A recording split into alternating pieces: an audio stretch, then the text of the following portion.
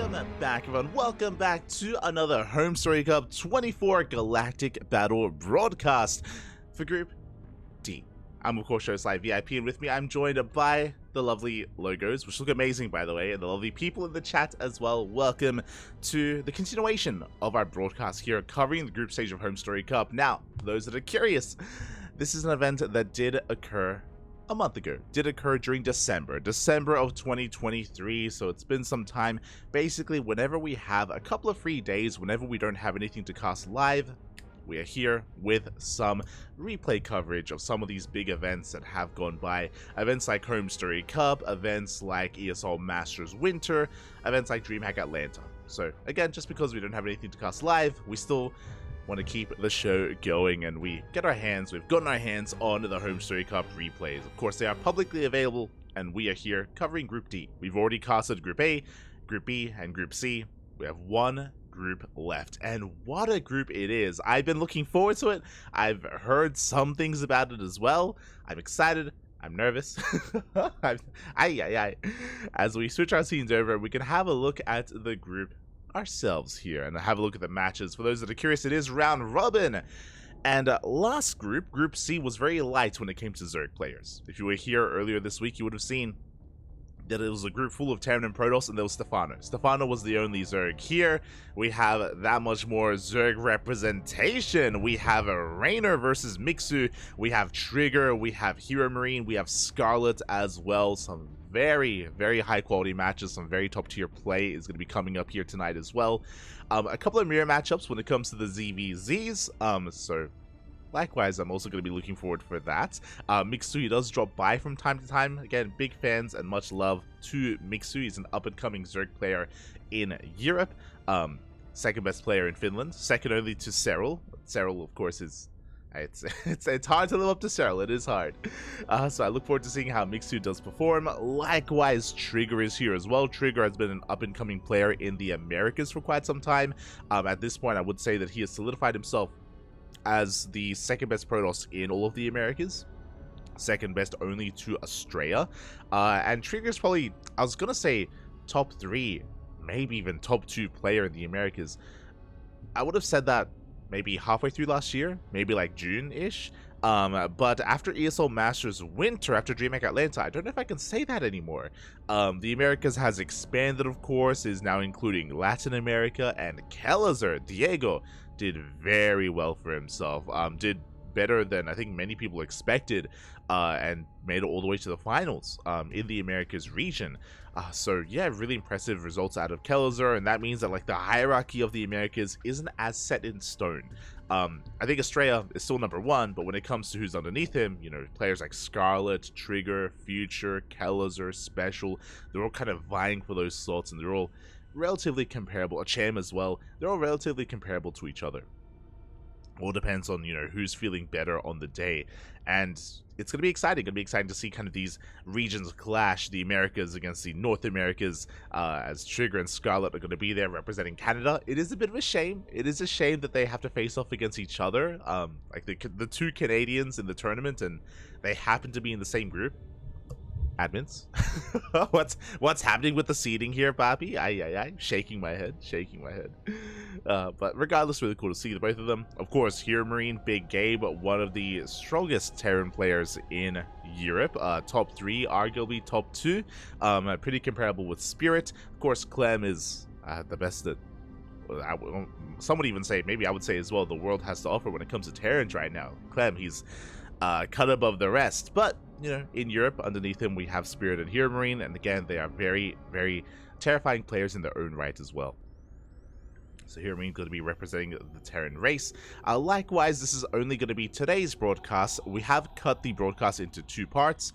The second part will be casted next week, which will be the remainder of the group. Bam!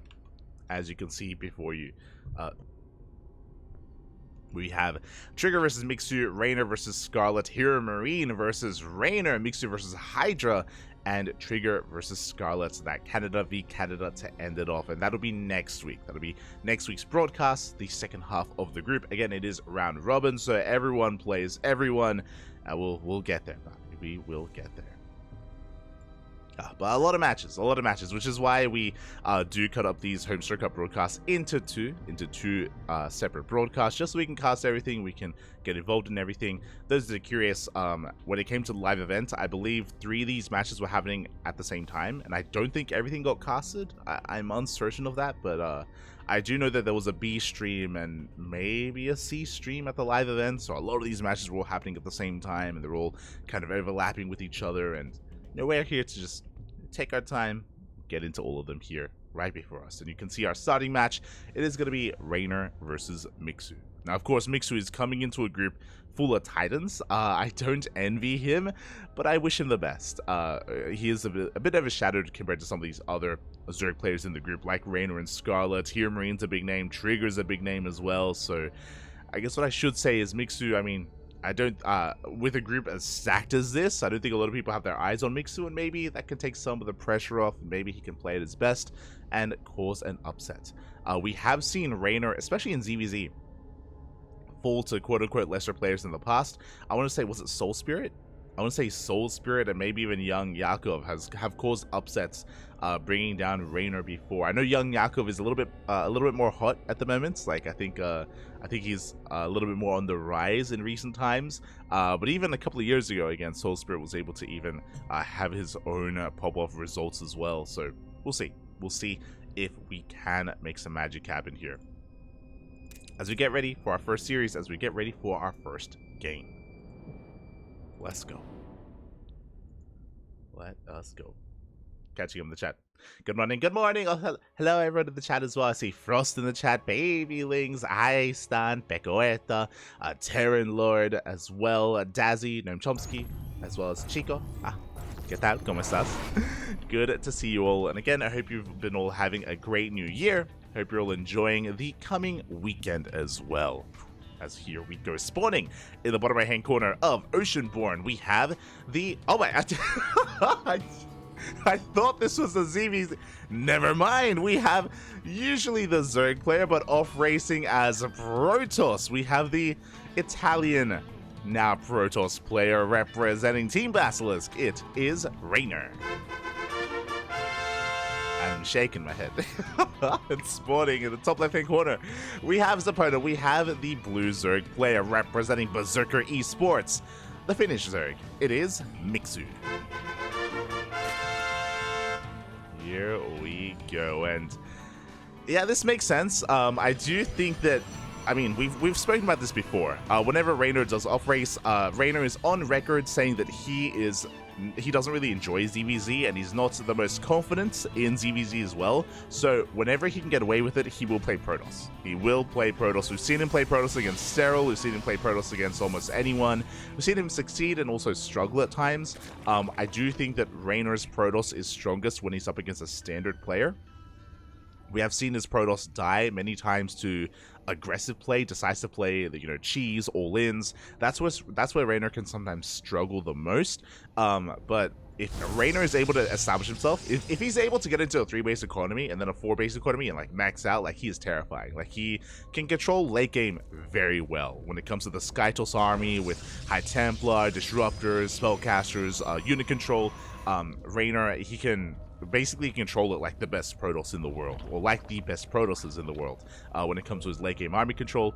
Can he get there though? That is the question. We'll see what Mixu has in store for us. As again, I was a little bit caught off guard. I'm gonna have to change the, hold on. I have to change the out of game logos.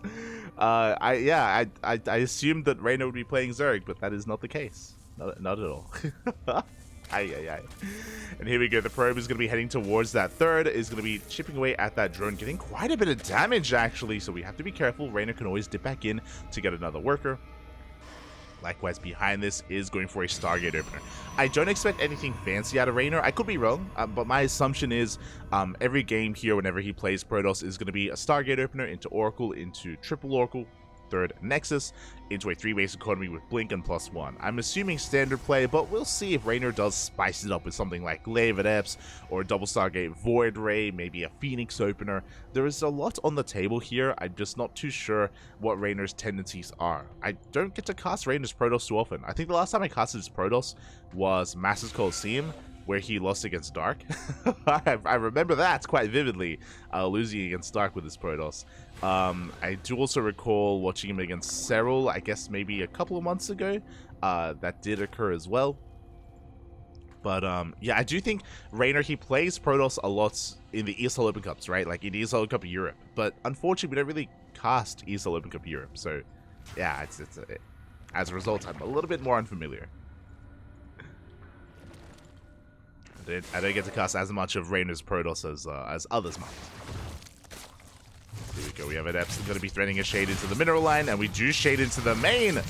Oh, Ducklings are out of position here. Drones are going down. 2 Adepts do one-shot workers, and we get 3. 3 workers will go down. Behind this, we have our oracles on the way. Our first is moving out. We have a second oracle in production behind this, and we should, with the arrival of the second oracle, be expanding and taking this third base. 2 for 3, 2 Adepts for 3 drones isn't the best trade for the Protoss because the Adepts just went down. Mixu is going for the correct move and counterattacking. He's moving out across the map. He's going to be trying to delay this third base for as long as he can. Meanwhile, the oracle does get across the map as well. 2 more drones go down. Pretty good damage so far. Again, the oracles have plenty of HP to work with. We will back off, regenerate those shields. Likewise, we're still being very adamant with these lings as we are now taking that third. Third is on the way. At the same time, lings, they threaten to dive, and they will confirm the third base. They get on top of the probe, but it's too little too late. The Nexus has already been thrown down. It will not be delayed. So solid timing there out of Reynor to throw that down. Likewise, these things, again, we're just a little bit out of position at the time. We're not able to stop that. We have our follow-up. That's going to be a Twilight Council. If we do not throw down a Forge anytime soon, this should be Glaive Adepts. You know, I'm sure Reynor, he likes having fun with Glaives. In my mind, that makes sense. And here we go. We do have a couple of workers going down. 2 drones are being transferred. Oh, the Queen's not in the main either. We get a third drone as well. That's going to be 5 workers in total to these oracles. And again, no Forge. This should be Glaives. If this was certain other Protoss players, then Charge would be on the table. Night Phoenix and Hero have been fond of going for these Charge follow-ups here. But, oh no, we're going for Blink. This is old school. Okay, oh, okay. No, yeah, fun fact, this is how Hearthstone plays. I'm sure Reynor and Hearthstone are good friends, but yeah, this is not seen too often here. Hearthstone is fond of this as well, where you actually go into Blink and you go for a delayed Forge alongside this for delayed upgrades. Adepts, they do shade into the natural base. Once again, 5 workers go down. The Oracle's going ham at the 4th, and Mixu is having a very hard time. He is being pulled apart. Does get on top of the Adepts. Oh. Does take down most of them, but 1 does shade in. Meanwhile, at the same time, the Oracle's still going ham. They will not be able to bring down the 4th base, but it gets very low. They get a 6th drone. And I'm afraid to look 14 workers in total. This is becoming critical damage at this point. And this follow-up is going to be that much more terrifying. So the way this works is that Reynor is going to be very active. He should be pushing out with these Stalkers. He will have these Oracles to support himself as well. And he can, of course, apply quite a bit of pressure. He can eventually work towards Blink, and he can now dance with Lings when he is on the map. There we go, going to be marauding out, shutting down an Overlord. But yeah, this used to be a little bit more commonplace. The only pro player that I see open up like this is Hearthstone nowadays. It's obviously possible that maybe, Skill swips it out every now and then, or some of these other Protoss players, but yeah, it's not too common, so it's cool to see it. Cool to see it once again. As we do get 5 worker kills in total. Ooh, the Oracle does manage to back off. 7 worker kills here in the main, and the Oracles, they both survive. And did I say 14? 21 drone kills here over a mineral line, and this should be forcing an all-in. This is something that, especially if you sustain this much damage, very often a lot of Zerg players will just take this as the opportunity to be like, okay, I'm too far behind. I cannot drone up against my opponent, not anymore. Macroing is not an option, and we just have to set it. We just have to go all in. We just have to cut workers and just produce nothing but army. I'm curious if Mixu is going to be doing that as well. It would make a lot of sense just because of how much he has lost. Meanwhile, here we go. Stalker's going to be pushing in. They shut down a tumor. We get a second tumor as well behind this. 4th base is on the way. We have plenty of stack defense as well. Mentioned before that, again, we can be a little bit more active earlier on here. Blink is done, and we have the Oracles to protect these Stalkers to make sure they don't get surrounded. Behind this, we're transitioning into further gateway composition here with further upgrades. We have Charge on the way as well. And honestly, Reynor, he's done very well for himself. Like, the soup does lie. Even though Mixu technically is ahead in supply, that is inflated supply because of the roaches. Like, the roaches, they are not efficient supply-wise whatsoever. And Mixu is doing everything he can to try to keep up. Economically, Reynor is ahead. Lings, they try to come in from behind. Strap catches some of those things, creating a force field essentially at the ramp, creating a choke point, and we dive on top of the army. Lings go down. These roaches are so exposed, and these are expensive losses here for Mixu. A bit of a miss rally with those overlords. 2 overlords go down. We almost get a third. Reynor, Mixu is supply blocked. At the same time, going for a counterattack. This is going to be a little bit more successful. But Mixu lost so much in the center of the map. Roaches getting into the middle line. Good pull away here from Reynor. Pulling back those probes. Vile's going to be not quite connecting here. And up! They graze the army. At the same time, Mixu's reinforcements head towards the third base. But for the most part, Reynor, he is in the area. He is nearby. And he cleans up these roaches. Can then defend his third. Behind this infestation, we're droning. Okay, Mixu, he is droning, he's saturating his bases, he's working up towards 70 workers, he's looking to go for a longer game.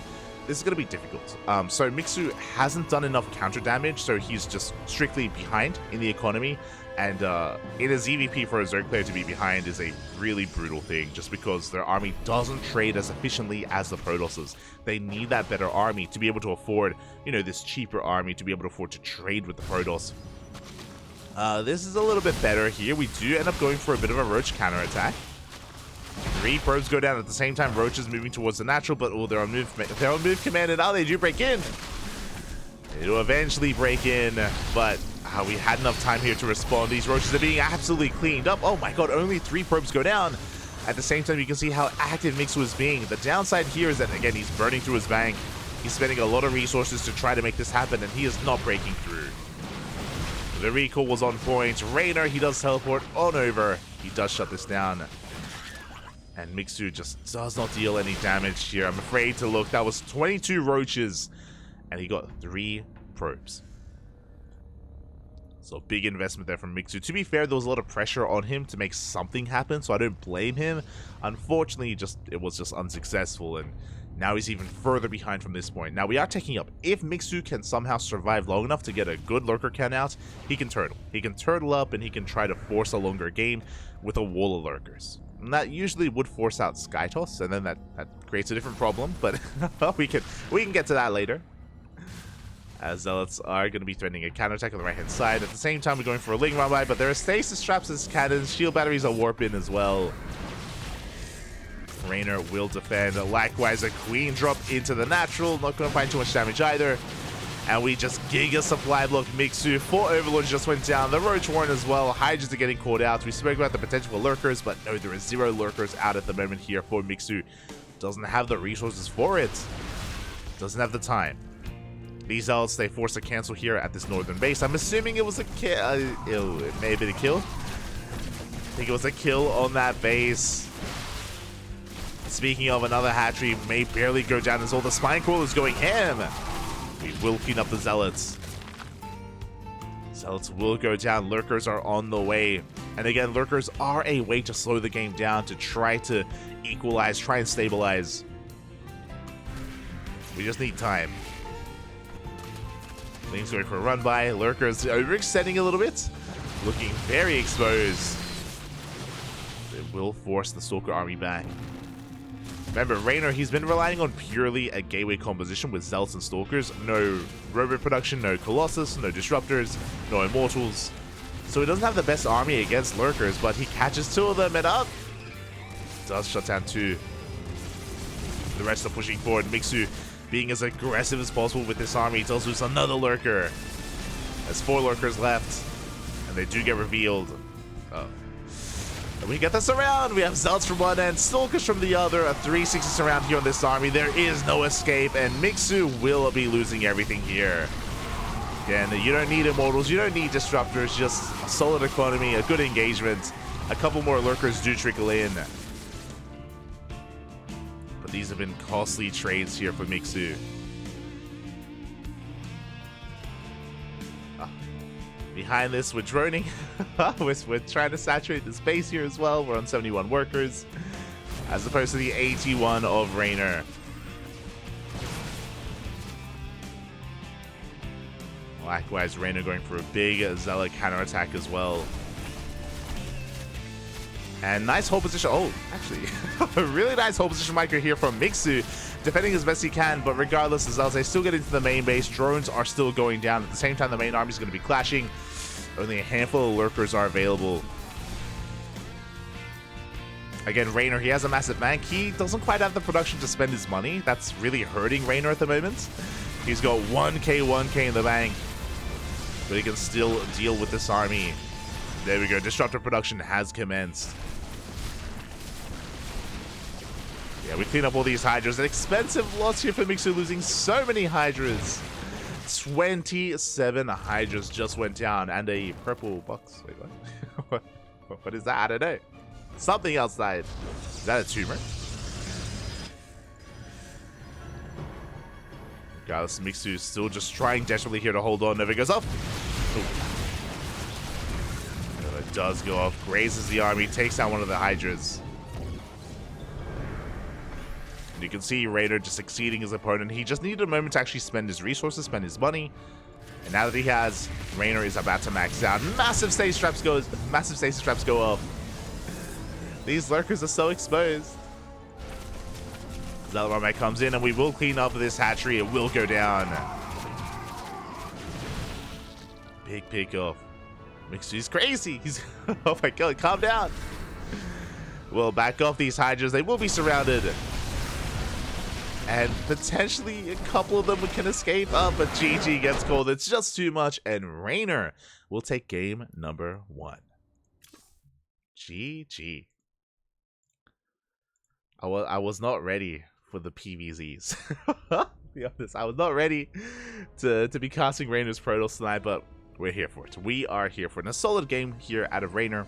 Again, what had, I should say, kind of a really pivotal moment in this game was Reynor achieving so much economic damage with his mainly Adept harass. The Oracles helped. The Oracles killed, I want to say, 6 drones in total, but the Adepts, they just went to town in the economy, in the mineral lines of Mixu, pulling them apart left and right. And with that, remember, he lost 21 drones to just purely the harass. 21 drones went down, and it was in that moment where I was like, at this point we kind of have to just go all in. From there, Mixu tried to stabilize. If you remember, it was after that where Mixu went for these massive roach counterattacks left and right, just sending his army across the map, and he didn't achieve much with it. He lost so much of his army, and he traded with the army of Reynor, not with the economy. So he was not able to stabilize economically. He tried to get into lurkers, but again, Mixu was one step behind from almost the onset from after losing all those workers, and was trying to find a way to bounce back, but was unable to. And that is going to be game 1 in the books. And I'm a little bit nervous because, I mean, we'll get into it later. But here we go. With this, Reynor just take the first game, and now we're going to be getting his game number 2. Vámonos.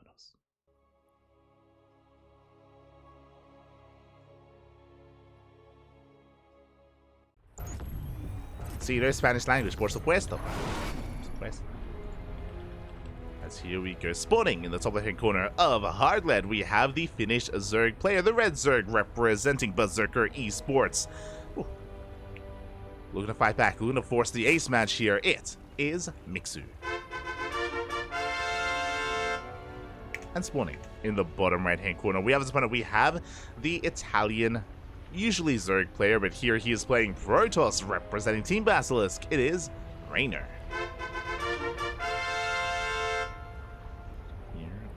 Go.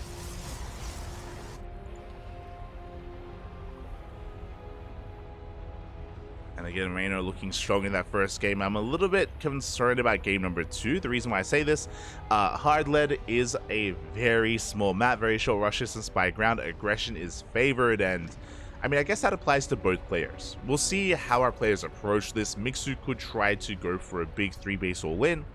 Could cut workers early on at 60 or even sub 60 at like 53, and go for a Queen Walker across the map and just try to end the game. Likewise, this wouldn't be a bad map for a Twilight Council opener, or even like a Stargate Oracle into Glaive Adepts afterwards as well. Like, we have aggressive options for both players, and we'll see how things do go. My concern here is that, yes, like, there is like 3-base potential here from Mixu, and you can take advantage of the map, but we saw that even before we can get up to 3 bases up and running, like, Reynor can have his way with you. Reynor, he can have his way with the economy and just really pull you apart. So getting to that point, actually having a sustainable economy for an all-in is still going to be, I imagine, a challenge for Mixu, depending on how aggressive Reynor is. So we'll see. We'll see what kind of direction we do take. See Gilmore in the chat. Test. Oh, test, Pappy. Test. Yeah. As we have our hatchery, again, the unnatural natural is forced. This base is a little bit suspect. We have taken the triangular third, which does mean that you can launch your creep a little bit faster across the map if we were to go for one big push. You can spread your creep, you can knock down these rocks, and the rush distance by ground becomes even shorter as well. Meanwhile, Stargate him. Going to be a Stargate here from Reynor, just like the previous game. Should be Oracle into triple Oracle into a third Nexus. We'll see which base we do take, and we'll see what kind of direction we go from there as well.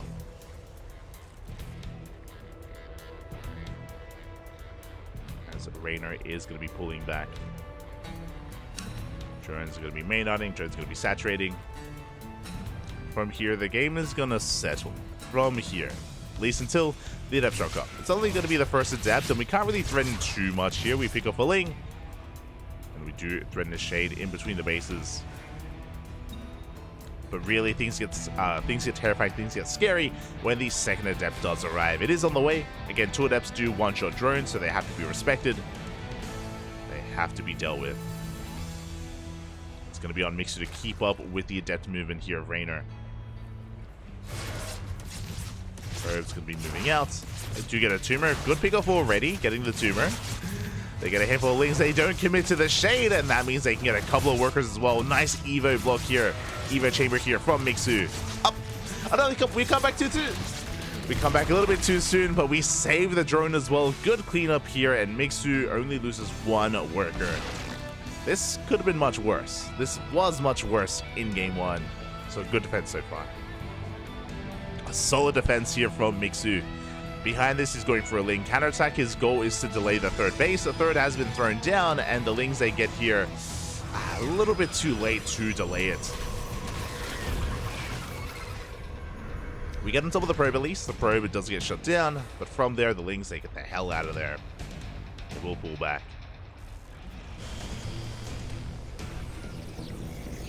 From here, Reynor, he hasn't achieved as much damage as previously, but we have more Adepts on the way, soon to be sent out. Oracles as well. Likewise, 2 Adepts, 2 Oracles do one-shot workers. We have 2 Adepts on the left-hand side, we have 2 Oracles on the right. The Queen's going to try and keep up, and so far, good reactions. We do get 1, we get 2. 2 drones go down. Queen's not quite in the main base either, and we are going to get even more damage, 5 in total. The Queens, they get dragged into the main at the same time. This third base is very exposed, no Queens in position. And Mixu is being pulled apart. That's going to be 8 dead workers. The drones, they come back here just to get back to mining, but they have to say Shade away. They Shade into the natural, getting 1 extra worker. Good kiting here from these Adepts, avoiding any kind of surround. Really nice micro here out of Reynor as well, as he just gets as much value as he can from these units. As he finally gets cleaned up. And behind this, we have a very different follow-up. Okay, Showtime, is that you? That is a Robo alongside a Forge.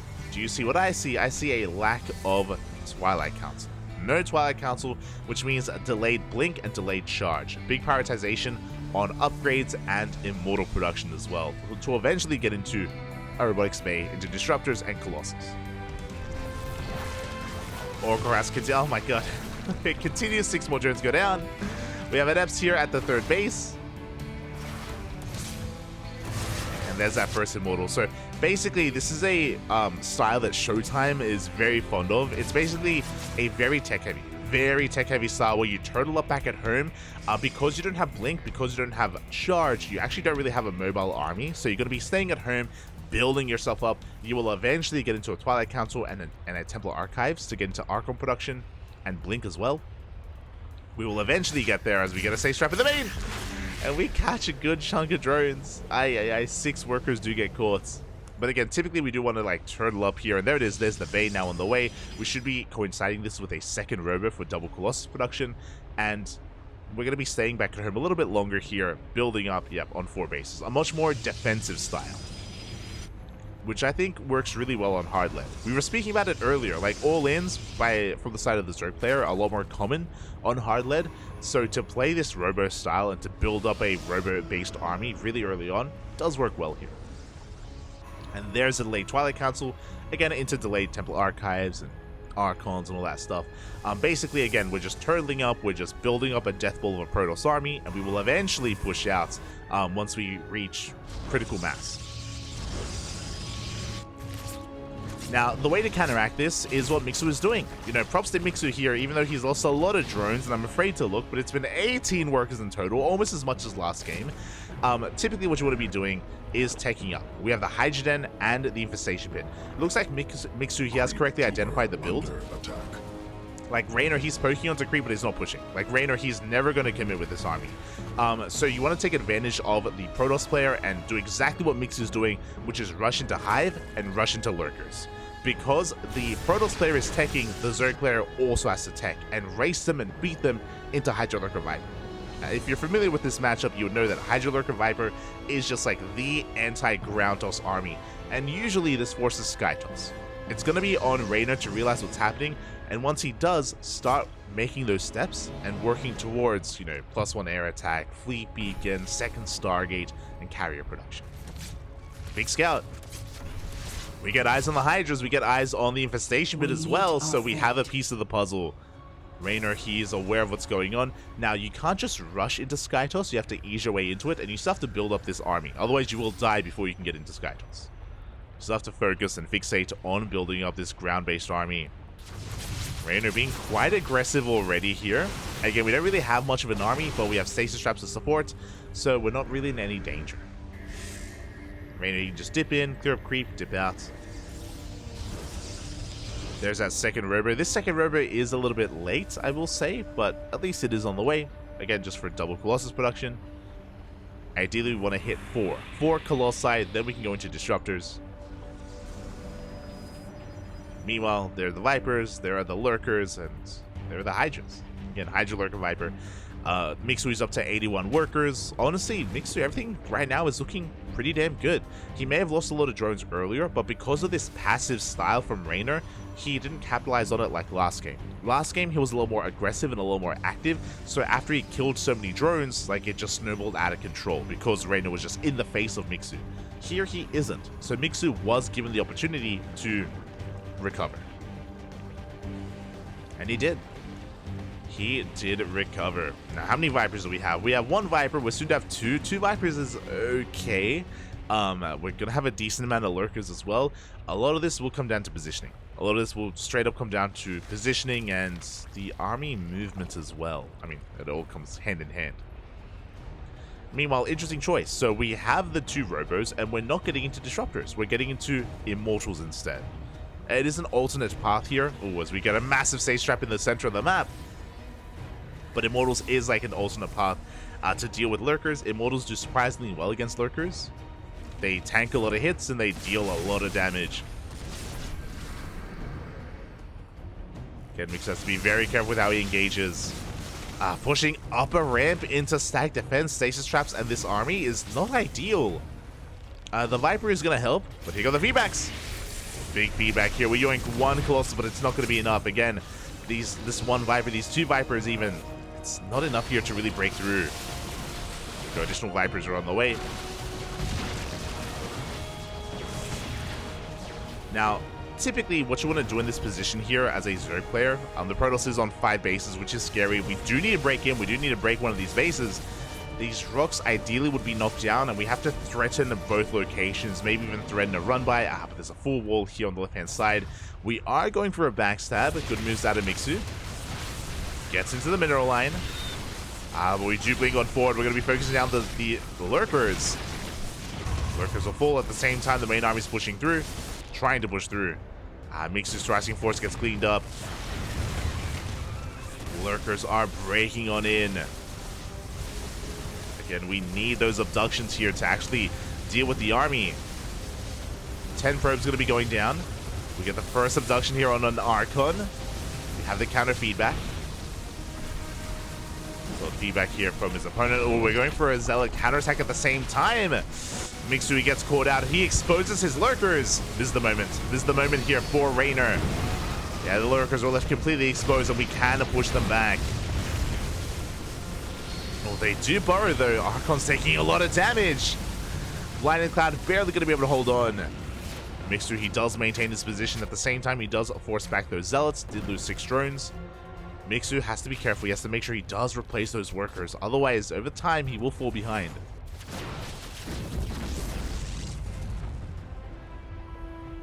As we do clean up those Stalkers.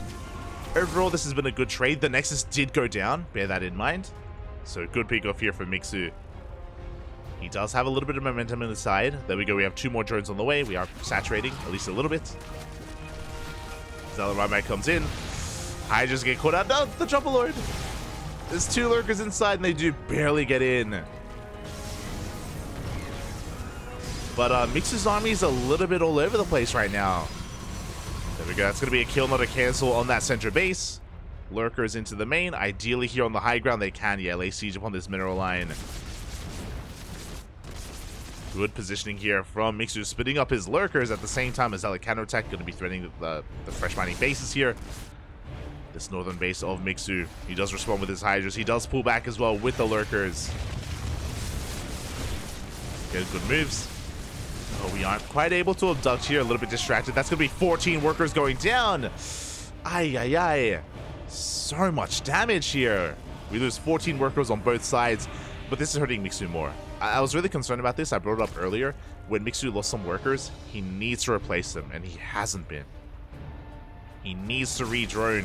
But Mixu is so hyper-fixated on the army, and he's down to 55 workers. He's down at 20 drones, and that means he cannot keep up with these trades. Mixu is going to run out of money. He will run out if he doesn't re-drone here. I mean, he's been doing well for himself. He's been killing and denying the center base twice now. He did well harassing across the map, killing a lot of probes. But again, it does feel like he's tunnel visioning a little bit too much. Zealot Runby is going to be coming in, catching even more drones. We'll be able to deal with this. Again, I'm sure Mixu, he wants a main fight. But if it goes awry, Mixu, he can't remax, not anymore. Does get a couple of these Immortals. Gets 2. Gets an Archon, gets another Immortal. I mean, these are really good pickups. Like, again, these are really good trades here for Mixu. He's just all in. He even picks up a Colossus. Like, this is great. But behind this, we're out of money. Like, we have no minerals. We have no bank. We have 1,000 gas, that's true, but no minerals in the bank. Now we're droning, making 4 workers.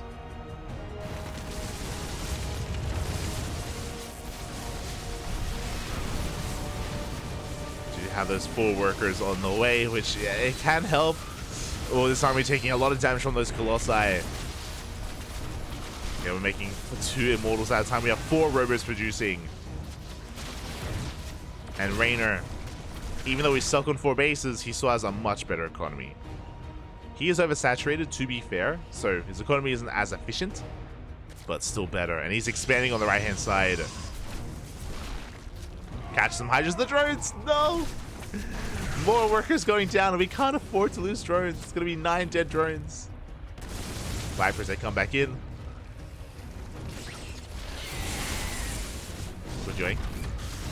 Good joink on 1 Immortal. Big feedbacks here on the Vipers. We get 1 additional Immortal as well. We have 1 more abduction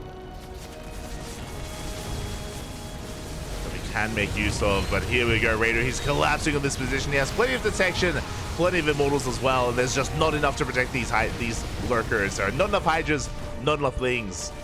And Reynor, he's breaking out.